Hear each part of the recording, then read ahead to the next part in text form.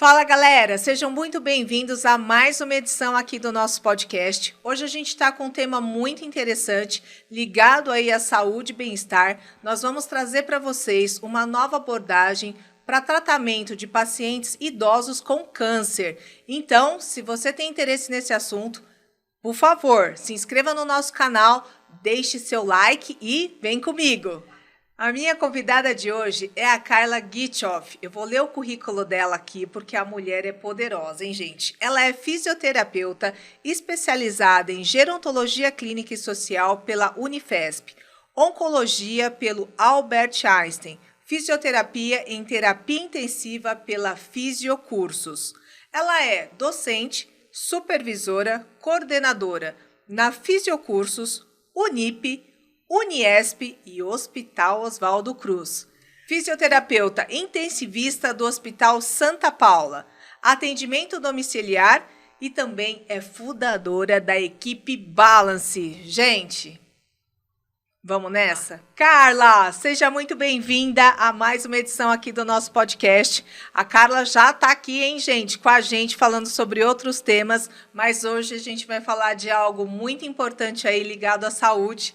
E olha, Carla, muito obrigado aí por você dedicar seu tempo, compartilhar sua experiência aqui conosco.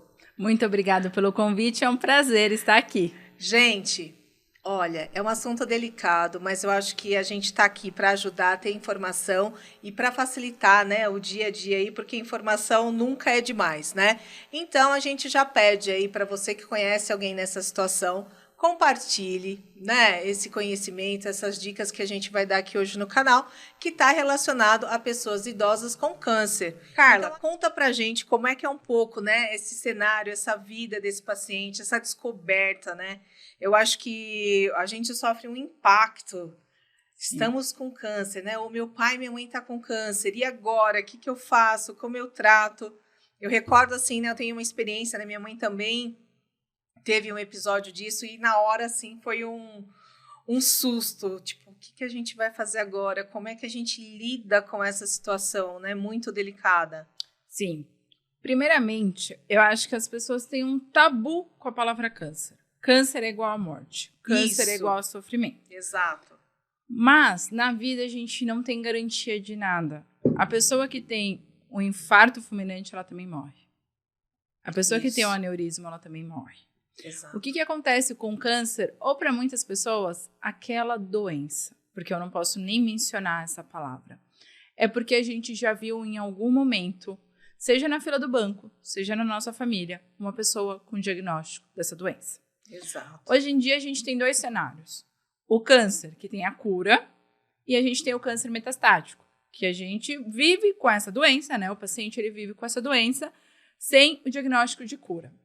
Sim. E aí eu acho que quando a gente fala de uma pessoa idosa, é muito difícil, né? Porque a gente põe uma fragilidade em todos os sentidos. Uma fragilidade física, uma fragilidade emocional, uma fragilidade financeira, uma fragilidade de, ai, coitado, não merecia. A primeira pergunta que eu falo, alguém merece o câncer? Exatamente. Aquela criança, né, se a gente trazer a filhinha do Thiago Leifert, ela merecia? Pois é. Aquela pessoa, aquele jovem de 30 anos que estava para se casar, aquela mulher de 37 que sonha em ser mãe e ela tem que parar esse sonho e continuar viva para pensar em ser mãe. Exato. Ninguém merece o câncer, só que ele é uma doença. E normalmente o que acontece quando tem um diagnóstico de câncer? Ele não acontece da noite para o dia. Então existe uma biópsia. E aí nessa biópsia, o que acontece com as pessoas? Se eu falar assim, olha, Rê, meu pai fez uma biópsia. Você vai falar, não é câncer, fica tranquila. O outro vai falar assim, se Deus quiser, não é nada. Isso, se Deus quiser, O outro não é vai nada. falar assim, você é hipocondríaca, né? Você sempre acha um problema pro seu pai, pra sua mãe. E aí, é o câncer. Deus quis. Exato. Aquele pai ou aquela mãe que era forte, saudável, ele deixa de ser. Naquele momento, ele deixa de ser. Ele entrou no consultório andando, falando, cheio de sonhos. Exato. Ele teve o diagnóstico, acabou. Acabou Exatamente. tudo. Ele não tá nem com sintoma, mas acabou tudo, porque o teu olhar mudou naquele momento. Isso. E automaticamente, o câncer é uma doença como qualquer outra. que as pessoas evoluíram em tratamento. Isso. Que as pessoas automaticamente não quer dizer que elas vão sofrer. E primeiro, o que é sofrimento? Exato. Então, meu pai teve um diagnóstico há 1 ano e meio de câncer de melanoma. E pela primeira vez eu estive do outro lado, o que me tornou uma profissional diferente. Porque eu entendi realmente o que uma família precisa. Uma família, ela precisa das pessoas que falam olhando no olho, principalmente quando o assunto é câncer. Porque hoje em dia a gente tem do YouTube ao PubMed, e quando você tem um diagnóstico de uma doença cardíaca, você não faz a busca como câncer. Exatamente. Porque o câncer é um medo tão grande que você sai do consultório já buscando, você já quer levar para o médico XPTO, você já quer fazer outra biópsia para ver se é verdade, por conta de uma cultura relacionada a um sofrimento. Muito, muito. Eu me recordo, assim, acho que quantos anos faz, minha mãe, né, teve esse diagnóstico, sei lá, uns 20 anos atrás, sabe, assim? E realmente era isso. Ela, óbvio, não estou dizendo que você vai sair feliz, né? Mas a gente entrou por uma porta, ela entrou uma pessoa, quando ela saiu do consultório médico, ela, parece que naquele momento ali, ela já se decretou a sentença dela, sabe? Assim, Sim. E acreditando totalmente naquilo que o médico falou.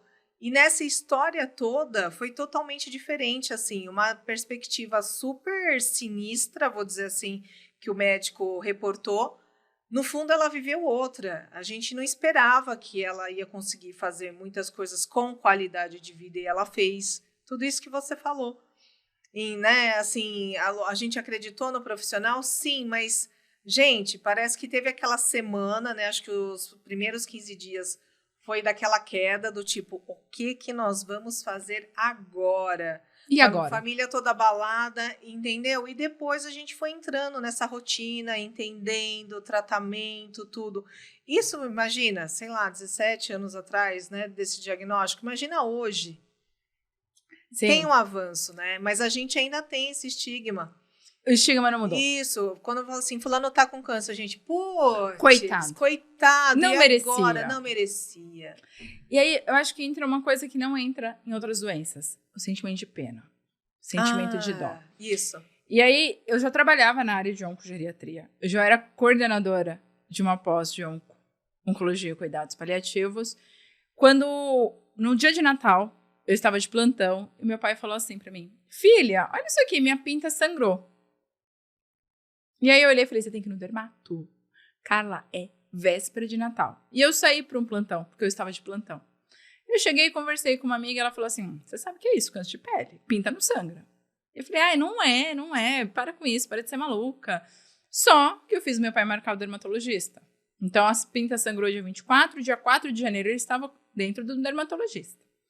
Foi para uma biópsia, e o médico dessa biópsia falou para ele assim, eu não estava nesse dia, falou, não vamos nem fazer isso aí, deve ser muito avançado. Mentira. Meu pai fez assim, né, acabou com ele, a gente foi para um outro médico.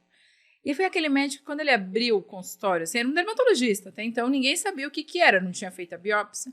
E ele conversou e não sei o quê, e olhou, e quis saber o meu nome, quis saber o nome da minha mãe, quis saber o nome do meu pai é loiro de olho azul, falou, olha, você tem uma descendência alemã, né? Isso pode trazer, vamos fazer uma biópsia. Teve a biópsia, e aí as pessoas que estavam ao meu redor falavam assim, você trabalha com isso? E aí cada filho, cada paciente oncológico, eu olhei de outra forma. Eu olhei como a gente coloca o câncer como estrela da vida. A estrela da vida continua sendo a vida, independente do diagnóstico. Exatamente. Independente da fase do diagnóstico. Sim. Você tem o direito de sonhar, você tem o direito de realizar, e você pode dar o amor. Você pode aceitar o cuidado. E aí eu lembro que quando ele abriu a biópsia, ele falou assim, é câncer. A minha mãe já começou a chorar e falou assim, eu estou com você em todas as situações. Se eu tiver que dar banho em você, eu dou. E meu pai tava assim, tipo, oi? Mas... E aí o médico falou assim, gente, calma. Dona esposa, calma. Pegou a mão da minha mãe, calma. Seu Bruno, eu vou te encaminhar para o médico X, PTO, vai ser assim, daqui 6 meses o senhor volta. E eu acredito que vai dar tudo certo. Porque graças ao Senhor, a gente está descobrindo no início. E é isso que eu quero dizer. Né? Isso aí é uma outra perspectiva, uma né? pessoa, quando ela tem um diagnóstico, seja de uma doença que já está avançada, já está no início, é a sua história. a gente não sabe como vai ser. A gente não Sim. sabe como o teu corpo vai reagir ao tratamento, à cirurgia. Isso eu trago muito para os meus pacientes. Um passo de cada vez. É aceitar, putz, eu tô muito pé da vida com a vida. Nossa, recebi um castigo. Aceitar o sentimento que você tem agora. Quando você tem um diagnóstico de uma doença, você enfrenta um luto. E as pessoas não aceitam. A gente não aceita sofrer. Exatamente. Eu vou ficar triste, eu vou ficar mal, eu vou ficar sem comer, tá entalado, eu não vou digerir. E talvez isso dure uma semana, 10 dias, e aí eu vou seguir. É só o paciente que passa por esse processo, é a família que passa por esse processo. Como um todo. O câncer, diferente, por exemplo, de uma doença cardíaca, ele entra numa família. Então, se a pessoa é obesa, mas a pessoa é obesa. Se a pessoa bebe, mas a pessoa fumou. Não, é uma doença que tem vários fatores que levam a essa doença. Primeira coisa, você viu o caroço na sua mama e não foi atrás, você já está culpada por você mesmo. Ninguém precisa vir falar, mas você tinha que ter feito mamografia. Então, a pessoa que teve o diagnóstico, ela não precisa de conselhos. Ela só precisa de escuta. Ela não precisa... Nunca conte a história de outra pessoa. Principalmente se outra pessoa morreu. Isso. Gente. Não faça isso. Gente. Porque quando eu conto uma história de uma pessoa muito forte que superou, eu trago para aquela pessoa que ela tem que ser forte. Gente, ninguém é forte no diagnóstico. A pessoa, ela é resiliente. E qual que é a diferença entre o forte e o resiliente? O resiliente é que eu tenho que fazer. Exato. Eu estou numa situação de vulnerabilidade onde eu não tenho o que fazer. Exato. E aí a minha mãe chorava. Eu estava muito intacta. Isso foi 6 horas da tarde e eu pegava um plantão 7 horas da noite. Falou, e não tinha como fazer. E meu pai olhou pro médico e falou assim, eu confio em Deus e eu acho que vai dar tudo certo. Câncer não me pertence.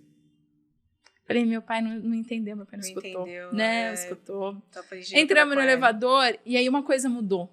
E se fosse dar um conselho, seria não faça isso que eu fiz e eu errei. Mesmo com todo o conhecimento que eu tive. Eu não conseguia olhar pro meu pai. Você falava, porque o meu olhar era de pena. O meu olhar era assim, poxa, e se eu chorar? Se você chorar, tá tudo bem. A pessoa precisa disso.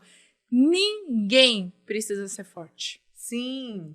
Porque quando a gente chegou um dia que todo mundo chorou, eu falei, eu tô com medo, meu pai falou, eu tô com medo, minha mãe falou que eu tô com medo, eu sou filha única. Automaticamente os medos se unem e a força aparece.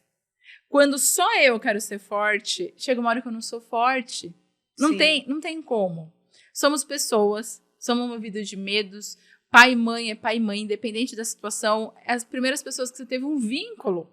Sim, sem dúvida. Então, assim, a gente vê que tem pessoas que passam uma vida sem saber quem é o na pai. barriga, né? E ela quer descobrir quem é o pai. E eu tenho um super pai.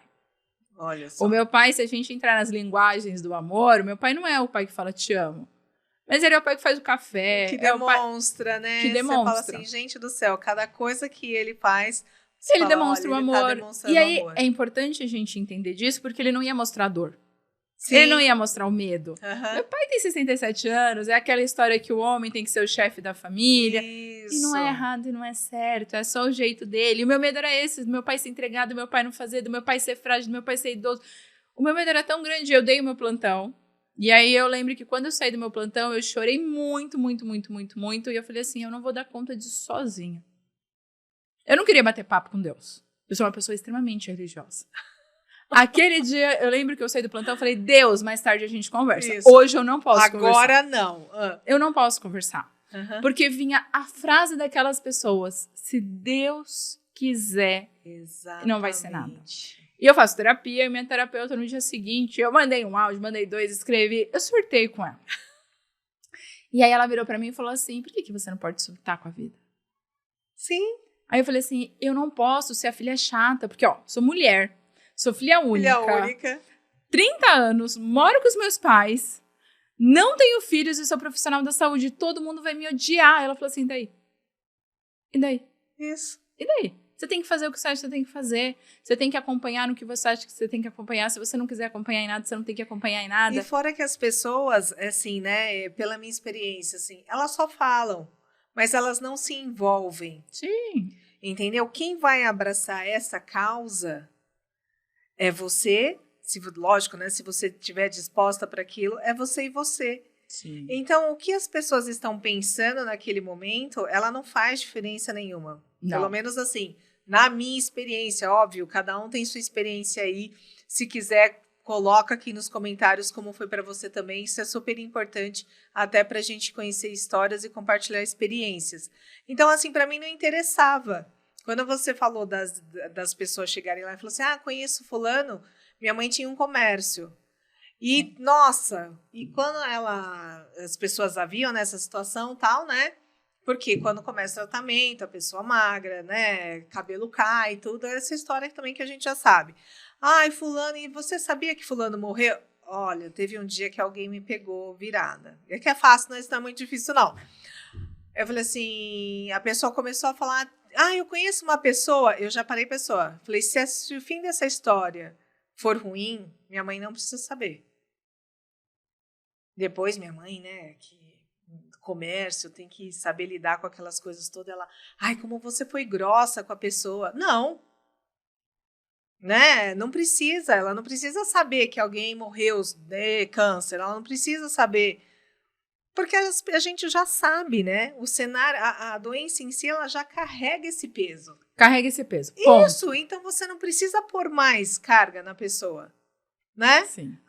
Que nem você falou, nossa, se Deus quiser. Gente, eu também tinha uma raiva disso. Porque você perde a única coisa que você pode se apegar muito. E eu lembro que no dia seguinte, quando eu entrei na casa dos meus pacientes, eu olhei o filho com outro olhar.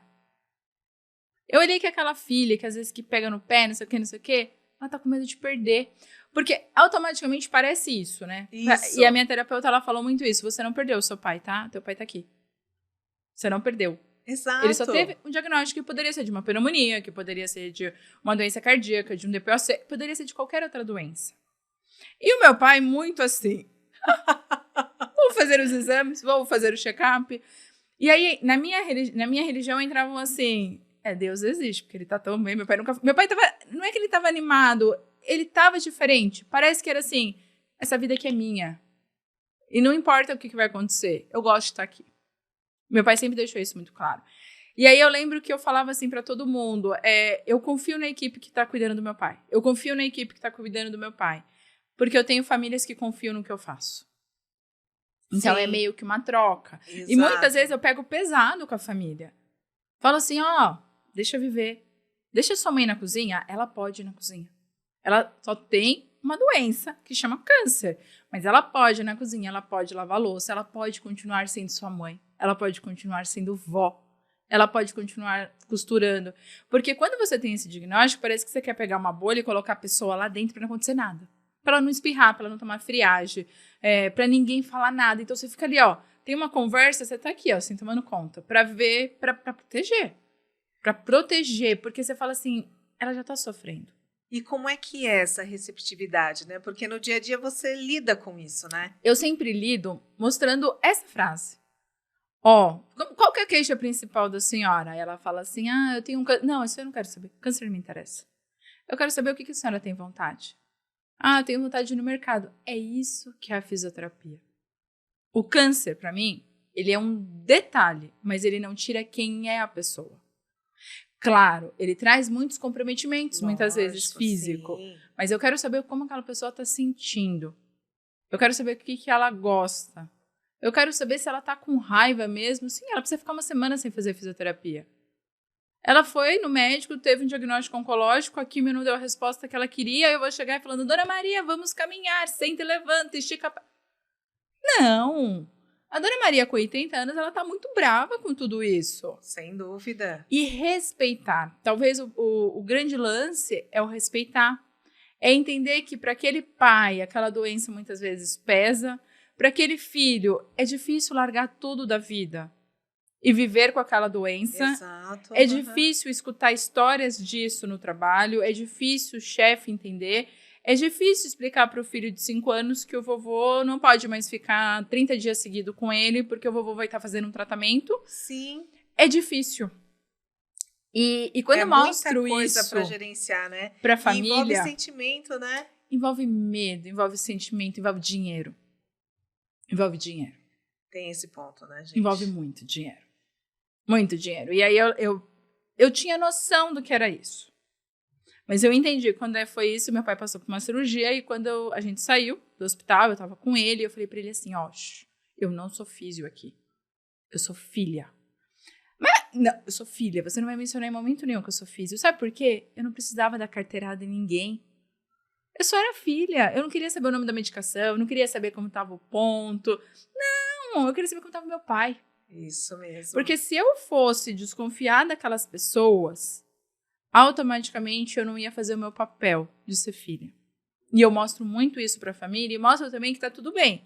Se você precisa anotar todas as medicações, se você precisa brigar com as pessoas, tá tudo bem. É o seu momento. Você vai perceber uma hora que você tá gastando energia com quem não precisa. Mas faz parte, né? Mas faz parte. Isso. E aí eu acho que é tão difícil a gente ver o acolhimento para... Nem todo mundo vai fazer terapia, porque na hora da... Eu abordei sobre isso na terapia, porque eu já faço há 10 anos. Mas se meu pai tivesse tido o diagnóstico, eu ia fugir da terapia. Porque a terapia, ela concretiza tudo o que você pensa. Então, uma coisa é eu pensar, outra coisa é quando eu falo e eu escuto o que eu estou falando. Sim. Então, a liberdade que eu tinha com a minha terapeuta não era daquela doença eu entrei para uma terapia. Ela já existia. E no meio do caminho veio uma doença. E eu, Carla, criei um pai saudável. Pra mim, meu pai era super-herói, super saudável, forte. Era meu. Exato. E aí eu lembro que a gente saiu do hospital, tudo. Meu pai teve um delírio, que a gente fala pós-cirúrgico, e aí ninguém conseguia acalmar. E eu olhei pra ele e falei assim, você é meu pai, eu preciso de você calmo, porque você é o meu pai. Você me traz calma, você me orienta. Na hora ele foi acalmando. Ele falou, opa, peraí. Ele não lembra dessa parte, e aí o médico olhou pra mim e falou assim, você é da saúde. Aí eu falei, eu sou filha, doutor. Aí ele falou, não, você é da saúde, eu te conheço da rede social. Peraí. Você é da saúde. E aí eu mostrava muito isso no Instagram. Sabe por que eu mostrava? Que é muito bonito eu mostrar só a minha vida boa. Exato. E no fundo a rede social é isso, né? Não conseguia. Ninguém sabe que a gente atropeça, cai de boca às vezes. E assim, ninguém sabe. Eu não conseguia falar para um filho de um paciente, olha, meu pai também tá com câncer. A gente começou um tratamento. Eu não conseguia, porque eu ia desmoronar. Mas eu abri o celular e falei, galera, cuida do pai e da mãe de vocês. Fala para as pessoas um recado. Olhe o seu corpo. Toque no seu corpo. Quando eu falo para um idoso tocar o corpo dele, é uma fase muito nova. Nós falamos de tocar o corpo, nós falamos de todos os sentidos, de se conhecer, de observar, de sentir... Uma senhora de 80 anos, o senhor de 67, não é dessa época, né? Não vai. Então eu tenho um paciente que fala assim, jamais eu vou tocar nas minhas mamas. E é por isso que ela tá com câncer de mama avançado. Porque ela nunca tocou nas mamas. Porque ela ficou viúva, ela achava que não precisava ir no ginecologista. Casos de útero, ovário, tudo, sim, né? Então assim... Como assim? Eu vou médico, pra quê, né? Eu já tive meus filhos, eu não tenho mais marido, eu tô viúva por 20 anos. E a gente não tem controle, né? Muitas vezes a gente fala assim, mas tá indo no cardiologista, então tá tudo bem. Porque é ruim no médico, a gente tem medo de descobrir, e tem aquela frase, né? Quem procura, acha. Quem procura, acha, exatamente. Tem essa frase. E aí eu lembro que quando eu saí da farmácia, eu deixei meu pai em casa, eu gastei R$950 de medicação. Meu pai teve reação com todas essas medicações, e em menos de 24 horas a gente trocou a medicação. Ah, tá. Dinheiro é importante. E aí, quando eu falo assim, não. Dinheiro não traz felicidade, mas dinheiro, ele é responsável por uma parte da felicidade. Porque se não fosse aqueles medicações, não tinha como dar certo. Se não fosse o fazer e acontecer. E aí eu falei pra minha mãe assim, a gente não conta isso pro meu pai. Não conta, porque meu pai já vai fazer o cálculo, já vai... Não conta, ele precisa de tranquilidade, e eu tenho um cachorro. E o meu cachorro, quando viu meu pai chegar da cirurgia, ele sentou do lado, pôs os bichinhos dele, e eu tô aqui do seu lado. Que, na verdade, é o que o ser humano também tinha que fazer. Sim. A pessoa, ela não quer, tipo, tem que comer, não tem que comer, tem que fazer... Não, só tá ao lado. Então, tudo isso trouxe, muitas vezes, na hora da fisioterapia, eu pegar aquele filho e colocar ele comigo, vamos fazer um exercício tal, todo mundo junto, e não sei o quê, a festa junina... É trazer sobre a vida. Criar uma nova dinâmica, quando né? Tem... novo movimento. E quebrar esse tabu, né? E o medo, assim... Isso, a gente fica seu pai sempre... tá ali. Isso, e coloca a pessoa numa redoma, né? Essa pessoa fica meio que intocável, assim. Intocável, você não pode falar nada. Você não pode falar nada. Ela também passa a não participar de nada. Às vezes tem casos que eu via, né, por estar nesse mundo, vou dizer assim, pessoas que tiravam totalmente do convívio social, até por essa autoproteção, né? Às vezes, tipo, eu não quero, baixou a imunidade, então baixou a imunidade, coloca nessa redoma de vidro aí e não sai por nada. E a pessoa vai ali, aos poucos, definhando. Mas por conta de uma série de tabus também, né? Sim, e eu acho que entra muito um cuidado além, eu consigo segurar a pessoa aqui. Nessa, a gente gera um sofrimento do outro lado achar que está sendo um peso.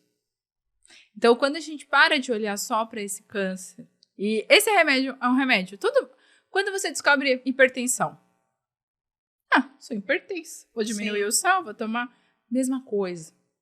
Claro, as complicações podem ser maior, Sem dúvida. Mas olhar como uma pessoa, né? Quando a gente fala uma pessoa idosa, principalmente, é a individualidade que cada paciente idoso vai ter perante a sua doença. Então, o que eu mostro para a família é que o neto, ele tem que continuar convivendo com a avó. E talvez a avó vai estar mais debilitada, e esse netinho aqui de 6 anos, ele não vai se importar com a avó debilitada. Ele não vai nem reparar que a avó não está correndo atrás dele, porque ele está jogando ali, montando quebra-cabeça. Quem repara somos nós. Sim. A criança, ela se adapta a um ambiente muito fácil. Exatamente. Ela vai, como está tocando a música, ela vai indo. E põe até uma leveza ali, né? Ela põe um tipo... vovó tá dodói, né? Vovó isso. O dodói, ela não tem... Uma brincadeira ali é como se curasse, né? Ela não tem o impacto. Na verdade, o paciente com câncer, ele continua sendo uma pessoa. O paciente idoso com câncer, ele continua sendo uma pessoa. Eu vou dar um exemplo do meu pai, ele engordou no tratamento do câncer. Não é que ele fez nenhum tratamento que engordava, mas porque ele comia. Ele tinha fome, ele comia. É porque a minha mãe batia lá uma vitamina que tinha laranja, inhame, não sei o quê. E por que eu não vou deixar minha mãe bater essa vitamina que tinha laranja, inhame, couve, limão? Não tinha nada além de comida. E ela batia, ela tomava, e ele tomava.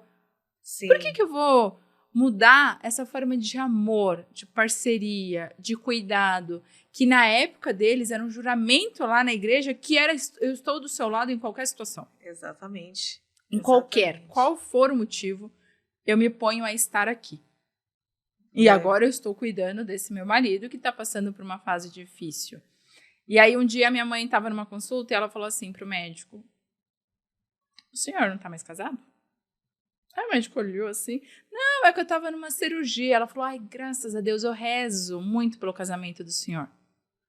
O médico olhou: pelo meu casamento?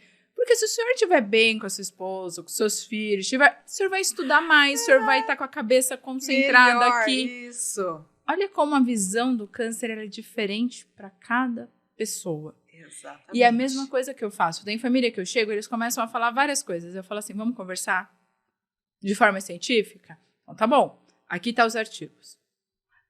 Grifa, leia e aí a gente conversa. Eu acho que você precisa saber o científico. Tem família que fala assim: Carla, tem documentário? Tem alguma coisa? Eu preciso. Tem. Como que eu vou te aconselhar a assistir esse documentário? Principalmente relacionado à história de câncer, que em alguns momentos tem pessoas que morrem em qualquer idade. Exato. Você vai pôr. Você pode querer ver só as imagens, você pode desligar e colocar só a legenda, você pode escutar e estar na cozinha, você pode querer assistir tudo, você pode saber como você está disposta a olhar outras histórias. E você pode começar a olhar e falar: eu não quero saber. Eu não quero escutar. Sim. Quando eu falo tudo isso, é aceitar uma doença e falar assim: eu estou aqui. Sim. Eu tenho... Meu pai, um dia, ele falou assim pra não sei o quê: eu estou em tratamento de um câncer. Mas ele falou assim, tão espontâneo. Aí o cara olhou e falou: mas seu Bruno... Não, mas eu tô bem. Tô ótimo, não tô sentindo nada hoje. E é muito legal essa decisão, né? Porque teve um dado momento que a gente optou não saber. A gente só, na hora que ia na consulta, e saía com aquela informação com que o médico passava. Ponto. Foi melhor para todo mundo. Sabe, uma ignorância, nem sei se é ignorância, mas se fechou para aquilo. Uma forma de comunicação. Isso mesmo, a gente não quis mais saber. Inclusive ela, porque ela também sabia da gravidade, a gente nunca escondeu. Mas num dado momento, sabe quando aquilo lá, você fala assim, é muito pesado ou incomodava, né? Acho que a real era essa. Incomodava e a gente não queria saber sobre isso. Doía. Isso mesmo. Então, assim, nós não tínhamos condições, digo, psicológicas e financeiras, acho que até teria para algumas coisas, mas assim, não havia necessidade de pôr mais uma sobrecarga, porque a gente queria que ela vivesse bem. E aí eu acho muito toda hora importante, todo mundo né? falando, sabe, assim, aquele peso. Tem uma hora que você não aguenta, machuca muito. E existe 2 pontos de vista. O que é viver bem para o paciente e o que é viver bem para os filhos do paciente. Exato. E aí, às vezes, quando eu chego na casa do meu paciente não fala. Todo mundo fala. Aí eu falo assim, eu escuto tudo aquilo, né? E falo assim, e a senhora? Uhum. Ela fala assim, eu não quero dar trabalho. Tá bom, e o que é dar trabalho? Sim. Porque o que acontece? O câncer no primeiro ano, né? Vamos pôr aí o que tem cura, a gente põe em 2 anos. Sim. E o câncer metastático, que é quando a gente não tem cura, mas a pessoa continua com a gente, e a gente entra em cuidados paliativos, e a gente pensa no bem-estar deste paciente, mesmo com uma doença avançada, sem diagnóstico de cura, que é a metástase, né? Onde esse paciente tem essa doença espalhada em alguns pontos do corpo, e como que ele pode viver com essa doença por um determinado tempo, mas viver bem. O bem-estar para o paciente e para essa família. E aí, muitas vezes, esse paciente ele nem sabe mais o que é bom para ele, o que é ruim. Porque ele está tão aquilo, um monte de tratamento, um monte de exame, um monte de consulta e um monte de fala, que ele se perdeu. O que eu sempre aconselho às famílias é que quando tem o diagnóstico, veja o que você dá conta. Porque se seu pai tiver o câncer por 20 anos, você consegue almoçar todos os domingos com ele? Porque muitas vezes o paciente se perde porque ele fala assim, mas eu estou dando trabalho. Eu vejo que a minha família está cansada. Eu vejo que algumas coisas aconteceram. E do diagnóstico aos anos, existe um declínio. Existe uma complicação. E você não vai ser uma péssima filha se você não for todo domingo almoçar com a sua mãe. Sim, Não quer dizer que você ama menos ou que você ama mais. Quer dizer que você fez o equilíbrio. Então, existe o diagnóstico, existe aquele... Todo mundo... Né? Aí existe o tratamento, se a pessoa foi curada, ok, a vida seguiu, agradece a Deus, hein, não reclama, mas essa pessoa ela pode ter uma recidiva, por isso que demora 5 anos para a gente dar o diagnóstico de cura. Por isso que tem muitas equipes que faz o paciente estar sempre em acompanhamento. Porque nessa de cura eu paro de olhar para mim, tipo assim, já tive câncer uma vez, não vou ter de novo? E esse câncer pode em algum outro momento aparecer em outro lugar. A gente está falando de fatores de risco, a gente está falando de envelhecer. Eu estou mais exposta a esse fator de risco. Então, por isso que a gente faz o acompanhamento anual e tudo mais. E existe o metastático, que é como é viver com a minha mãe 10 anos com câncer. Exato. Eu já tive o pico máximo, o pico baixo, eu já me acostumei um pouco com aquela doença. Só que aquele paciente teve muitas mudanças na vida dele. E aí, o que é qualidade de vida para ele? Quando eu falo para uma idosa de 80 anos, qualidade de vida, é sério mesmo que as pessoas acham que ela entende essa palavra? E aí eu não falo que não entende por ignorância. Não, é porque é uma palavra muito nova. Se eu falar para você o que é qualidade de vida, você vai demorar para me responder. Exato. Né? Porque você vai falar, qualidade de vida é trabalhar no que eu gosto. Qualidade de vida é eu ficar na praia. Qualidade de vida... Quando a gente fala de liberdade, a gente fala das pessoas mais disciplinadas que existem para elas conquistarem liberdade. E quando eu falo assim, Dona Maria, o que é qualidade de vida para a senhora? Dona Maria, o que a senhora gosta de fazer? Quando os filhos eram pequenos, o que a senhora gostava de fazer? E aí eu tenho uma paciente que ela falou assim, eu adorava levar meus filhos no McDonald's. Falei, faz quanto tempo que a senhora não vai no McDonald's? Ai, Carla, olha, agora eu saio para ir no meu filho, eu saio para minha filha, e eu vou nos médicos, né, Carla? Eu vou ali no almoço da minha cunhada. E aí vira um passeio isso, né? No fundo. Aí eu mandei uma mensagem para a filha. Falei assim, faz uma proposta de levar sua mãe no McDonald's. Pelo amor de Deus. Faz essa proposta. Mas assim, só vai. Isso. O que vai acontecer depois do McDonald's, a gente não sabe. Na verdade, a gente não sabe isso em nenhuma situação da vida. Eu posso sair daqui, levar um tiro e morrer. Exatamente. E eu não ter câncer. Exato. Então, o câncer não é garantia de morte. Estar vivo é garantia de morte. É garantia de morte, exatamente. É a única coisa que a gente tem certeza e a gente nunca para olhar. É a nossa finitude. Se a gente parasse para olhar um pouquinho que existe uma finitude, a gente aproveitaria hoje. Exatamente. Independente do diagnóstico de uma doença. Uma das coisas que minha mãe criou muito na minha casa, desde sempre, é o falar o te amo. O meu pai não fala te amo, ele faz a parte de fatores. Mas quando meu pai descobriu a doença, eu falava te amo todos os dias. Hoje eu não falo mais. Será que ele não merece o te amo? Será que não é gostoso o te amo, independente da situação? Exatamente. E a filha dessa paciente, eu conversei com ela na sexta tarde, ela relutou, falou de todas as complicações e as infecções que poderiam acontecer, não sei o quê, não sei o quê. E aí, ela, no final, ontem, ela me mandou uma mensagem assim, eu lembrei a minha infância quando eu fui no McDonald's com a minha mãe. Olá. É sobre criar situações que não remetem a uma doença, que remetem às coisas que eu gosto. É conversar com esse idoso e entender o que ele quer saber, como ele quer saber. Então, o que a gente fala muito na oncologia? Dá notícia por partes, foi o que você falou, senão é muita informação. Exato. E eu falo assim, tá, e agora? Isso. E saber dividir, né? Porque se a gente falar assim, quais são as dicas para o paciente, né, que está com esse diagnóstico efetivamente, e qual é a conduta, né, da família. Porque, no fundo, as coisas meio que se misturam, né? Todo mundo se mistura. E aí, a pessoa que está passando por isso mesmo, ela não... Ela se perde. Ela se perde. E, assim, ela não quer dar trabalho. Ela não quer dar trabalho, ela não quer falar sobre o que ela pensa, porque ela já tem que digerir tudo isso que está acontecendo com ela. As pessoas também não deixam, né, ela se expressar, porque todo mundo nessa hora, né, eu me ponho nessa posição também. Eu achava que era melhor para minha mãe, entende? Hoje eu falo assim, nossa, faria diferente em muitas coisas? Ou se eu faria? Inclusive essa de achar que eu sei o que é melhor para ela. Sim. E por essa inversão, né? Porque assim, você sempre vê os seus pais como os fortes, os que vão desbravar o caminho. E você vai para uma posição que você nunca teve.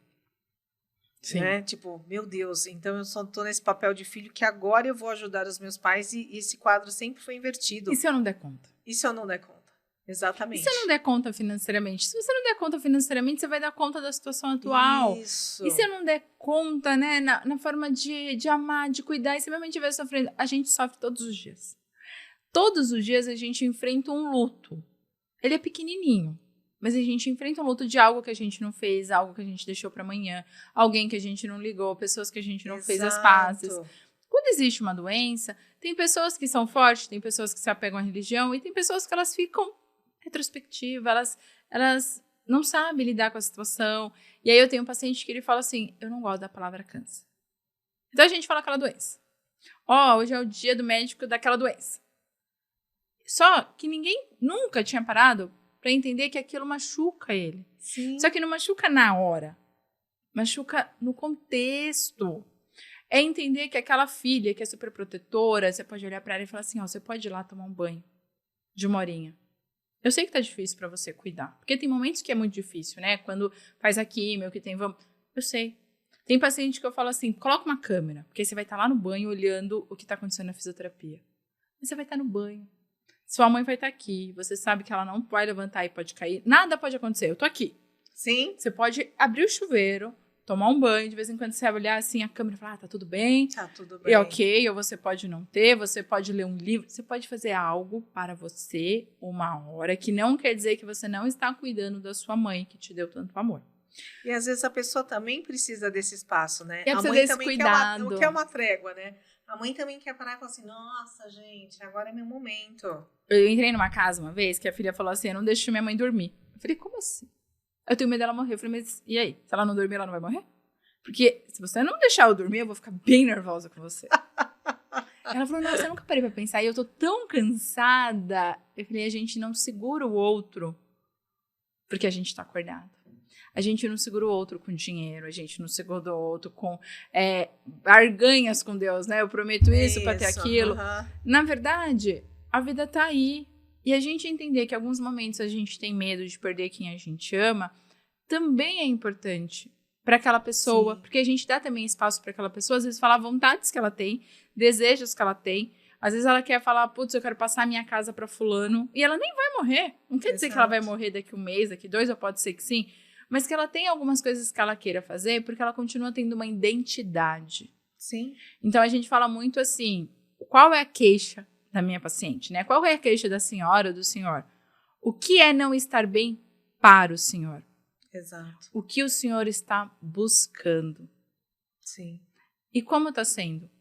O que é sofrer para o senhor? Como está sendo essa fase para o senhor?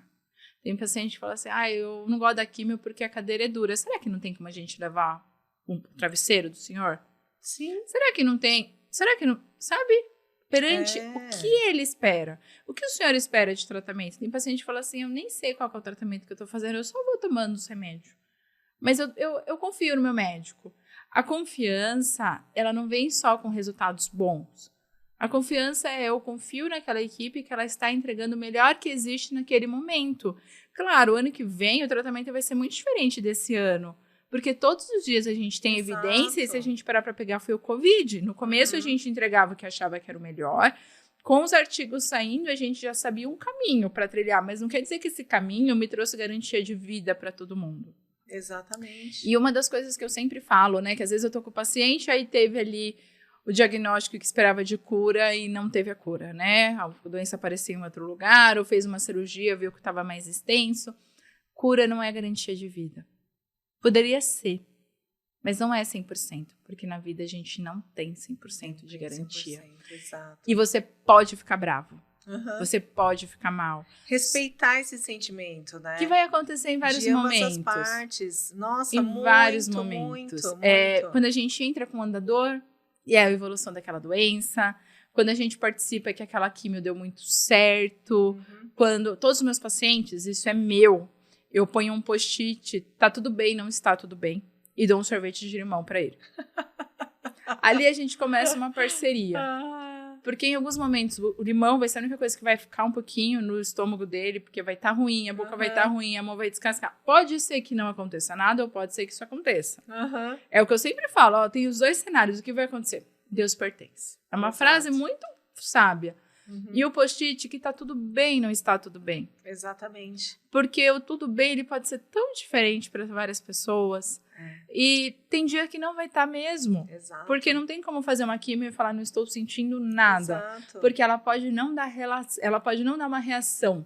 Sim. Mas eu tô triste por estar num ambiente. Nossa, que é E principalmente, uma coisa né? horrorosa. Não sou só eu. Sim. Olha quantas pessoas estão Exato. ali, de várias Exatamente. idades. Exatamente. Isso traz também ao mesmo tempo que acolhe, traz assim, nossa, é pior do que eu imaginava. Sim. Né? Tem muita gente ali. E mudar esse ambiente, né? Também, eu acho que de várias maneiras. Tem um episódio que você falou de escutar, e a oncologista da minha mãe perguntou, né? Dona Alzira, o que está incomodando? A gente vai entrar no próximo ciclo de quimioterapia, Aí ela pegou e falou para a médica, eu não quero mais que caia meu cabelo. Porque o cabelo é importante. A gente sempre fala, é só um cabelo. Mas, Dona Alzira, se isso não sei o que, não sei o que. Eu não quero mais que caia o meu cabelo. Ela estava disposta a pagar o preço por essa escolha. Sim. Ela, Dona Alzira, mas será que não? Eu não quero mais que caia meu cabelo, doutora. Eu não quero mais. Aí a médica foi lá, olhou, vamos tentar esse aqui. A gente vai tentar, mas a senhora vai fazer um outro exame depois. Ok, acabou. Não teve nenhuma progressão no próximo exame que ela fez. E ela ficou super feliz. Porque ela estava com o cabelo que ela queria. E quando você fala do cabelo, muitas vezes as pessoas falam assim, mas mãe, é só um cabelo. Isso. Mas o que é o cabelo para cada pessoa? Exato. O que é o corpo para cada pessoa? Isso. Independente da idade. Exato. E ela sempre foi muito vaidosa, assim, gostava das coisas. Para ela era importante. Sim. Entendeu? Então eu já tô com um diagnóstico super agressivo. E aí já tô, né, passando por todos esses momentos complicados. Eu ainda não posso escolher, né? Sim. E tem muitas vezes o que a família faz com o idoso. Tira as informações, né? E aí a conspiração do silêncio que a gente fala. E muitas vezes a gente julga. Mas na verdade é que lidar com essas situações é difícil. Como assim, mãe? Senhora, não, mas eu aceito o risco, mas eu quero meu cabelo. E aí eu entro num atrito, porque ao mesmo tempo eu tô aqui que eu não quero te perder. Não importa. Não importa como que a senhora fique. Eu não quero te perder. Porque normalmente a família não consegue ter noção de como pode ser, né, a evolução e tudo que pode acontecer. Então a família fala assim, investe. E quando a mãe fala assim, eu pago o preço que for, mas eu quero meu cabelo, entra um assim, como assim? Como assim? A senhora tinha que que eu vou fazer querer agora? o melhor remédio, Aham. independente de como fosse. Sim. Então, é acolher. Exato, sem dúvida. E acho que entender um pouco, né? Eu falo, tem que dar um pouco dessa abertura, assim. O espaço para. Porque, no fundo, a pessoa. Lógico, eu não estou dizendo que a gente não tem que cuidar, mas também tem aquele. O autocuidado que a pessoa se vê. Você, mais do que ninguém, sabe o que é bom para você. Sim. Né? Óbvio, você tem sua visão quanto profissional, isso vai te ajudar, tudo tal. Mas na hora que tudo está acontecendo, você sabe o que é bom para você. Se Sim. você vai num médico para, sei lá, vou fazer um tratamento estético, aquilo lá não tá legal para você, você fala, putz, eu não quero mais. Vou no dentista, não quero O mais. exemplo da Nutri. Você nunca passou numa Nutri que você olhou a Isso. receita, começou a fazer a prescrição e falava, vou pôr na gaveta. Não quero isso eu não vou fazer nossa. isso. Eu não vou fazer isso. Você fala, bom, gente, o que será que eu vou... Então, acho que tem que ter esse espaço, assim, E também. deixar a pessoa ser uma pessoa, independente do diagnóstico, mesmo se for um diagnóstico de câncer que traz medo. Isso. A pessoa continua sendo uma pessoa, ela não é um Exato. câncer. E acho que a gente coloca a pessoa, né, no papel do doente, né? Então, o idoso doente, então aquilo lá tá dentro dessa caixinha, e o outro papel que é família e os envolvidos como os cuidadores, né? Sim. E aí encapsula o idoso, essa pessoa ali, e não tira. E essa pessoa tem essas vontades, né? Ela quer ser ela quer fazer as coisas dela, ela quer viver. Eu lembro também que minha mãe, eu adoro essas coisas esotéricas, tudo tal, amo. E minha mãe nunca foi fã, católica de carteirinha, tudo tal. E uma das coisas que os médicos falavam assim, ela tem uma religião? Aí a gente falava assim, tem, por quê? Porque ela está indo muito bem no diagnóstico que ela tem. Não conhecemos nenhum caso desse jeito. Alguns casos a gente vê assim quando a pessoa é muito religiosa. A gente, sim, ela é muito religiosa. E eu sei que nessas minhas aventuras, falando, não, mãe, vamos chamar a mulher que faz uma terapia alternativa que bacana, tudo tal. Com muito sufoco, ela aceitou. Mas também, assim, era o momento dela. A gente queria acompanhar. Ela falava, não, vocês vão embora. Como assim? Não, hoje vai ficar eu e a terapeuta aqui, eu quero privacidade para isso. Bacana, era o momento dela ali. Acabou. Sim. Seja feita a sua vontade naquele momento. E às vezes a gente não dá esse espaço, né, dessa vontade para a pessoa. Não, tá. Você falou da religiosidade, eu tenho um paciente que ele fala assim, eu estou triste, mas se Deus acha que eu tenho que passar por isso, tudo bem, ele vai me dar força. Eu acredito. Eu acredito nisso. Eu acredito em algo que eu não alcanço e algo que eu não sei como vai ser. Mas eu acredito. Então, quando a pessoa acredita em algo, ela pode ali conversar, ela pode desabafar, sem nada. Ela só vai ser escutada. Exatamente. Ela só vai ser escutada. Então, meu pai, por exemplo, ele assiste a missa todo sábado. Independente agora, ele assiste a missa todo sábado e ele reza. Esses dias minha mãe deu uma cãibra, minha mãe começou a gritar do lado dele. Ai, ai, ai. E eu cheguei correndo e ele falou, eu estou rezando, eu não posso parar de rezar. Ai, eu falei, mas pai, minha mãe tá com uma... Eu estou rezando, eu estou falando agora porque eu terminei de rezar. É uma força. É uma força, uma conexão que ele encontrou ali naquele momento, e a gente saber respeitar, principalmente como profissional. Uhum. Então, é muito comum o paciente falar assim, mas você não é Deus, Deus sabe. Tudo bem, eu não sou Deus, mas eu estou mostrando o que a gente tem aqui hoje para o senhor. Eu estou mostrando todo o contexto. Todo o meu contexto. E eu tudo tenho que dá pra gente fazer. certeza que o senhor vai ser ajudado perante a sua religião. Perante um Deus te abençoe. Quando o paciente fala Deus te abençoe, você fala amém. Amém. Né? Ou se você não tem religião, você pode responder obrigada. Para ele aquilo tem uma importância muito grande. Se você não tem religião, tudo bem. Você não precisa falar amém, mas você pode falar obrigada. Ele teve um cuidado com você. Sim. Ele teve um carinho. Ele teve principalmente um respeito perante aquilo que ele acredita. Gente, e é pura verdade, né? A gente precisa ter um olhar diferenciado para isso.